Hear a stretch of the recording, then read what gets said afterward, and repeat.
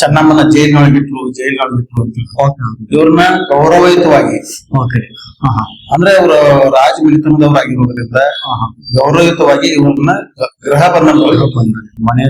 ಮನೆಯಲ್ಲೇನೆ ಅವ್ರಿಗೆ ಸ್ವತಂತ್ರ ಮನೆಯೊಳಗ ಓಡಾಡಿ. ಪ್ರಿಯ ಸ್ನೇಹಿತರೆ, ನಾನಿವಾಗ ಕಿತ್ತೂರು ಚೆನ್ನಮ್ಮ ಸಮಾಧಿ ಅಂದ್ರೆ ಪುಣ್ಯ ಭೂಮಿಗೆ ಬಂದಿದ್ದೇನೆ.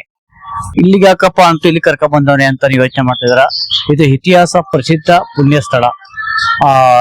ಕಿತ್ತೂರು ಚೆನ್ನಮ್ಮನ ಬೈಲಹೊಂಗಲದ ಗೃಹ ಬಂಧದಲ್ಲಿ ಇರಿಸಲಾಗತ್ತೆ. ಅಲ್ಲಿ ಅವರು ದೈವಾಧೀನರಾದಾಗ ಅವ್ರನ್ನ ಇಲ್ಲಿ ಬೈಲಹೊಂಗಲದ ಇದೇ ಜಾಗದಲ್ಲಿ ಮಣ್ಣು ಮಾಡಲಾಗತ್ತೆ. ಇದೇ ಅವರ ಸಮಾಧಿ. ಏನು ಕಪ್ಪ? ನಾವು ನಿಮಗೆ ಕಪ್ಪ ಕೊಡಬೇಕೆ? ಕಬ್ಬು ತಿನ್ನುವುದಕ್ಕೆ ಬಿಟ್ಟ ತಪ್ಪಿಗೆ ಕೂಲಿಯನ್ನು ಬೇರೆ ಕೊಡಬೇಕೆ? ಏಕೆ? ಮೋಡ ಮಳೆ ಸುರಿಸುತ್ತದೆ, ಭೂಮಿ ಬೆಳೆ ಬೆಳೆಯುತ್ತಿದೆ, ನಿಮಗೆ ಯಾಕೆ? ಪ್ರಿಯ ಸ್ನೇಹಿತರೆ, ನೀವೇನ್ ನೋಡ್ತಾ ಇದ್ದೀರಿ, ಇದೇ ಕಿತ್ತೂರು ಚೆನ್ನಮ್ಮನವರ ಸಮಾಧಿ. ಕಿತ್ತೂರು ಚೆನ್ನಮ್ಮ ಅವರು ನೀವು ಯಾಕೆ ಸಮಾಧಿ ಮಾಡಿದ್ರು ಅಂತ ಕೇಳೋ ತುಂಬಾ ಜನಕ್ಕೆ ಒಂದು ಸಣ್ಣ ಉತ್ತರ ಏನು ಅಂದ್ರೆ, ಅವರನ್ನ ಬೈಲಹೊಂಗಲದ ಗೃಹ ಬಂಧದಲ್ಲಿ ಇರಿಸಿದಾಗ ಅವರನ್ನ ಇಲ್ಲೇ ಮಣ್ಣು ಮಾಡಲಾಗತ್ತೆ. ಕಿತ್ತೂರಲ್ಲಿ ಮಣ್ಣು ಮಾಡಬಹುದಿತ್ತು, ಅಥವಾ ಸಂಗೊಳ್ಳಿಯಲ್ಲಿ ಮಣ್ಣು ಮಾಡಬಹುದಿತ್ತು, ಅಥವಾ ನಂದಗಡದಲ್ಲಿ ಒಂದಷ್ಟು ಜನ ಪ್ರಶ್ನೆಗಳು ಕೇಳ್ತೀರಾ. ಬಟ್ ಅದನ್ನ ಅವರು ಇಲ್ಲೇ ಯಾಕೆ ಮಣ್ಣು ಮಾಡೋದು? ಸರಿ, ಇವಾಗ ನಾವು ಕಿತ್ತೂರು ಚೆನ್ನಮ್ಮನವರ ಪುಣ್ಯಭೂಮಿಲಿ ಇದೀವಿ. ಸೊ ಅವ್ರನ್ನ ಇಲ್ಲಿನೇ ಯಾಕೆ ಮಣ್ಣು ಮಾಡಿದ್ರು ಅನ್ನೋದು ಒಂದಷ್ಟು ಜನದ ಪ್ರಶ್ನೆ ಇದೆ. ಇದು 1824 ಡಿಸೆಂಬರ್ 3-4ನೇ ತಾರೀಕಿಗೆ ಕಿತ್ತೂರು ಸಂಸ್ಥಾನ ಸಂಪೂರ್ಣ ಸೋತು ಬ್ರಿಟಿಷರಿಗೆ ಶರಣಾಗಿದೆ. ಆ ನಂತರ ಇವರನ್ನ ಬಂಧಿಸಿ ಈ ಬೈಲಹೊಂಗಲ ಗೃಹ ಬಂಧನ ಆಯ್ತು. ಈ ಗೃಹ ಬಂಧನದೊಳಗ ಅವ್ರನ್ನ ಒಂದು ಮನಿಯೊಳಗ ಕೆಲವರು ಹೇಳ್ತಾರ, ಇಲ್ಲಿ ಮಠದ ಇದ್ರೊಳಗನ ಒಂದು ಮನಿ ಇದ್ರೊಳಗನ ಅವ್ರನ್ನ ಗೃಹ ಬಂಧನದಲ್ಲಿ ಇಟ್ರು ಅಂತ ಒಂದು ಹೇಳ್ತಾರ. ಒಂದು ಬೇರೆ ಸರ್ಕಾರದನ ಒಂದು ಇದಿತ್ತು, ಆ ಒಂದು ವಾಡೆ ಇತ್ತು, ಅಲ್ಲೇ ಒಂದು ಇದ್ರೊಳಗ ಒಂದು ಮನಿಯೊಳಗೆ ಇಟ್ರು ಅಂತ ಹೇಳಿ ಕೆಲವೊಂದಷ್ಟು ಅಭಿಪ್ರಾಯಗಳು ಬರ್ತಾವೆ. ಆ ಇದ್ರೊಳಗ ಒಂದು ಇವ್ರನ್ನ ಬಂಧನದೊಳಗ ಜೈಲಿನೊಳಗೆ ಇಟ್ಟಿರ್ವಿ, ಗೃಹ ಬಂಧನದೊಳಗೆ ಇಟ್ರು.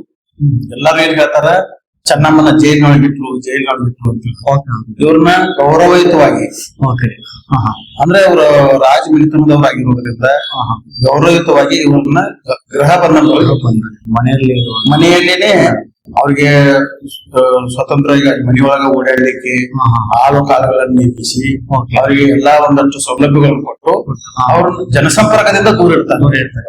ಗೃಹ ಬಂಧನ ಯಾರು ಸುಲಭವಾಗಿ ಅವ್ರನ್ನ ಭೇಟಿ ಆಗ್ಬಾರ್ದು ಅಂತೇಳಿ ಡಿಸೆಂಬರ್ 5ನೇ ತಾರೀಕಿಂದ ಇವರ ಅಂತಿಮ ದಿನದೊಳಗೆ ಅಂದ್ರೆ 1829 ಫೆಬ್ರವರಿ 2ನೇ ತಾರೀಕಿನವರೆಗೂ ಚೆನ್ನಮ್ಮಾಜಿಯವರು ಇಲ್ಲೇ ತಮ್ಮ ಬೈಲಹೊಂಗಲದೊಳಗ ಗೃಹ ಬಂಧನದೊಳಗ ತಮ್ಮ ಅಂತಿಮ ದಿನಗಳನ್ನು ಕಳೀತಾರೆ. ಆ ಕಳೆದ ನಂತರ ಸರ್ಕಾರದವರು ವಿಧಿಬದ್ಧವಾಗಿ ಬ್ರಿಟಿಷ್ ಸರ್ಕಾರ ಈ ಒಂದು ಸ್ಥಳದಲ್ಲಿ ಅವರನ್ನ ಸಮಾಧಿ ಮಾಡಿ ಅದರ ಮೇಲೆ ಒಂದು ಪೂರ್ವವಾಗಿ ಸದ್ದಿಗೆಯನ್ನ ಕಟ್ತಾರೆ. ಆ ನಂತರ ನಮ್ಮ ಸರ್ಕಾರ ಬಂದ ನಂತರ ಈ ಚೆನ್ನಮ್ಮಾಜಿಯವರ ಪ್ರತಿಮೆಯನ್ನ ಆಮೇಲೆ ಈ ರೀತಿ ಅಭಿವೃದ್ಧಿ ಕೆಲಸಗಳನ್ನ ಮಾಡಿದ. ಸರ್, ಇವಾಗ ಗೃಹ ಬಂಧನದಲ್ಲಿ ಚೆನ್ನಮ್ಮನವರು ಇದ್ದಾಗ ಸಂಗೊಳ್ಳಿ ರಾಯಣ್ಣರು ವೇಷ ಅಂದ್ರೆ ಈ ಸ್ವಾಮೀಜಿ ವೇಷ ಹಾಕೊಂಡು ಹೋಗಿತ್ತು ಅಂತ ಇದೆ. ಹೌದು, ಅದು ಸತ್ಯ ರೀ. ಯಾಕಂದ್ರೆ ಕಿತ್ತೂರು ಸಂಸ್ಥಾನದ ಒಂದು ಅನ್ನವನ್ನು ಕಿತ್ತೂರು ಸಂಸ್ಥಾನದ ಎಲ್ಲಾ ಸೌಲಭ್ಯವನ್ನು ಪಡ್ಕೊಂಡಿರ್ತಕ್ಕಂಥ ಕೆಲವೊಂದಷ್ಟು ಬಲಾಢ್ಯ ಜನರು ಬ್ರಿಟಿಷರಿಗೆ ಹೆದರಿ ಸ್ತಬ್ಧರಾಗಿದ್ರು. ಬ್ರಿಟಿಷರಿಗೆ ಹೆದರಿ ಅವರು ಚೆನ್ನಮ್ಮನ ಭೇಟಿ ಆಗಾಕೂ ಬರ್ಲಿಲ್ಲ, ಸಾಂತ್ವನ ಹೇಳಾಕೂ ಬರ್ಲಿಲ್ಲ. ಆದ್ರೆ ಈ ಚೆನ್ನಮ್ಮಾಜಿಯನ್ನ ಭೇಟಿ ಆಗ್ಲಿಕ್ಕೆ ಅವರ ನಿತ್ಯ ಪಾದ ಪೂಜೆ ಮಾಡ್ಕೊಳಕ ಸ್ವಾಮೀಜಿಗಳಿಗೆ ಮಾತ್ರ ಪ್ರವೇಶ ಇತ್ತು. ಸ್ವಾಮಿಗಳು ಮಾತ್ರ ಬಂದು ಅವರು ಚೆನ್ನಮ್ಮಾಜಿಯನ್ನು ಭೇಟಿಯಾಗಿ ಆ ಚೆನ್ನಮ್ಮಾಜಿ ಪಾದ ಪೂಜೆ ಮಾಡಿಕೊಂಡ ನಂತರ ಅವ್ರ ಪ್ರಸಾದವನ್ನು ಸೇವಿಸ್ತಕ್ಕಂಥ ಒಂದು ಪರಂಪರೆ ಬೆಳೆದು ಬಂದಿದೆ. ಆ ಕಾರಣಕ್ಕೆ ಅದನ್ನೊಂದು ರಾಯಣ್ಣ ಮನುಷ್ಯನೊಳಗೆ ಇಟ್ಕೊಂಡು ಓಕೆ ಸ್ವಾಮೀಜಿಗಳಿಗೆ ಪ್ರವೇಶ ಇದೆ, ಜಂಗಮರಿಗೆ ಪ್ರವೇಶ ಇದೆ ಅಂತ ತಿಳ್ಕೊಂಡು ಓಕೆ ಜಂಗಮರ ವೇಷ ಧರಿಸಿಕೊಂಡು ಓಕೆ ಜಂಗಮರಂತೆ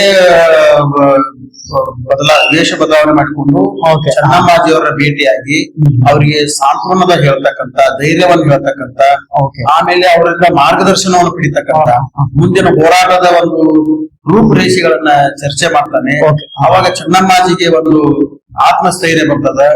ನನ್ನ ಸಂಬಂಧ ನನ್ನ ರಾಯ ಹೋರಾಡ್ತಾನೆ, ನನ್ನ ಮಾನಸ ಪುತ್ರ ರಾಯನ ಕಿತ್ತೂರು ಸಂಸ್ಥಾನದ ನಂದಿ ಧ್ವಜವನ್ನು ಮಾತ್ರ ಹಾರಿಸ್ತಾನ ಅಂತ ಒಂದು ಆಶೆ ಚಿಗುರು ಹೊಡಿತೀವಿ.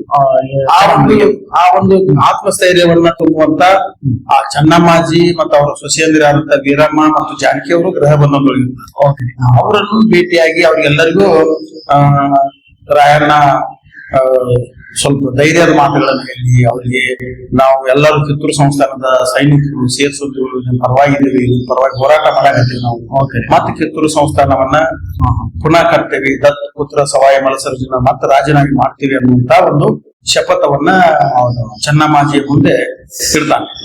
ಓಕೆ ಆ ಒಂದು ಅಭಯ ನೀಡಿದಾಗ ಚೆನ್ನಮ್ಮಾಜಿಗೂ ಒಂದು ಧೈರ್ಯ ಬರ್ತದೆ. ಓಕೆ ಸರ್, ಇವಾಗ ಕಿತ್ತೂರು ಚೆನ್ನಮ್ಮನ ಅವರು ಜಂಗಮ ವೇಷದಲ್ಲಿ ನೋಡಕ್ ಹೋಗ್ತಾರೆ. ಫಸ್ಟ್ನೇ ಸರಿ ಹೋದಾಗ ಅವ್ರಿಗೆ ಗೊತ್ತಾಗೋದಿಲ್ಲ. ಎರಡನೇ ಸರಿನ ಹೋದಾಗ ಅಲ್ಲಿ ಬ್ರಿಟಿಷರಿಗೆ ಗೊತ್ತಾದಾಗ ಚೆನ್ನಮ್ಮನಿಗೆ ಸಂಗೊಳ್ಳಿ ರಾಯಣ್ಣ ನಾವು ಅವನು ಸತ್ತೋದ ನಿನ್ನ ರಾಯ ಅದು ಏನ್ ಮಾಡ್ತಾರೆ ಅವರು, ಬ್ರಿಟಿಷರಿಗೆ ಗೊತ್ತಾಗಿರ್ತದೆ. ಗೊತ್ತಾದ ನಂತರ ಗೋಪಿ ವೇಷದೊಳಗೆ ಬರಾಕತ್ತಾನೋ, ಚೆನ್ನಮ್ಮಾಜಿ ಜೊತೆ ಚರ್ಚೆ ಮಾಡ್ತಾನೋ ಅಂತ ಮಾಹಿತಿ ತಿಳಿದ ನಂತರ ಅವರು ಸುಳ್ಳು ಸುದ್ದಿಯನ್ನು ಹೇಳ್ತಾರೆ. ರಾಯಣ್ಣ ನಿನ್ ಭೇಟಿ ಆಗಕ್ ಬಂದಿದ್ದ, ನಾವು ಹೋಗಕ್ ಬಂದ್ವಿ ಅಂತೇಳಿ ಜಂಗಮರ ಬಟ್ಟೆಯನ್ನು ರಕ್ತ ಸಿಕ್ತವಾದಂತ ಜಂಗಮರ ಬಟ್ಟೆಯನ್ನು ನೋಡಿದಾಗ ಚೆನ್ನಮ್ಮಾಜಿಗೆ ಒಂದು ಕೊನೆಯ ಆಸೆ ಅದು ಕಳಿಸಿಬಿತ್ತು ಅನ್ನುವಂತ ಒಂದು ವಯೋಸಹಜದಿಂದ ಅವರು ಹಸು ನಿಂತಾರೆ. ಅಂದ್ರೆ ಕೆಲವು ವಿಚಾರಗಳಲ್ಲಿ ಅವ್ರೇನ್ ಹೇಳ್ತಾರೆ ಅಂದ್ರೆ ಅವ್ರ ಉಂಗುರನ್ನ ಹಾಕೊಂಡಿದ್ರ ಹಳ್ಳಿಯಿಂದ ತಿಂದಿ ಸತ್ರು ಅಂತ ಇವ್ರ ಬಗ್ಗೆ ಒಂದು ಕ್ಲಾರಿಟಿ ಇದೆ. ಅದು ಏನಿದೆ ಅಂದ್ರೆ ಸರ್, ಅದು ಜಾನಪದ ಹಾಡುಗಾರನ ಒಂದು ಕಟ್ಟುಕತೆ ಅದು. ಕಟ್ಟುಕತೆ. ಓಕೆ. ಯಾಕಂದ್ರೆ ವಜ್ರ ಹಳ್ಳವನ್ನ ಕಲ್ಲಿನಿಂದ ಪುಡಿ ಮಾಡ್ಲಿಕ್ಕೆ ಬರುದಿಲ್ಲ ಒಳ್ಳೆ. ಓಕೆ. ಆಮೇಲೆ ವಜ್ರದ ಹಳ್ಳನ್ನ ವಜ್ರದ ಮಾಡ್ಬೇಕಾದ್ರೆ ನುಣುಪಾಗಿ ಮಾಡಿರ್ತಾರೆ. ಹೌದು. ಅದ್ರ ಮೇಲೆ ಏನೋ ಇದಿರುದಿಲ್ಲ.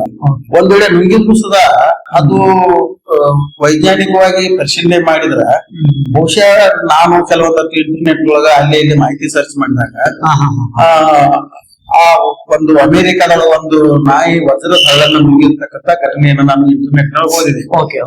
ಆ ನಾಯಿ ಸಾಯ್ಲಿಲ್ಲ, ಅದು ಹೊಟ್ಟೆ ಉಬಾರಾಗಿ ಬೆಳಿಗ್ಗೆ ದಪ್ಪಾಗಿ ಬೆಳಿಗ್ಗೆ ಸಂಡಾಸದೊಳಗೆ ಅದು ಏನಾಗಿದೆ ಹೊರಗಡೆ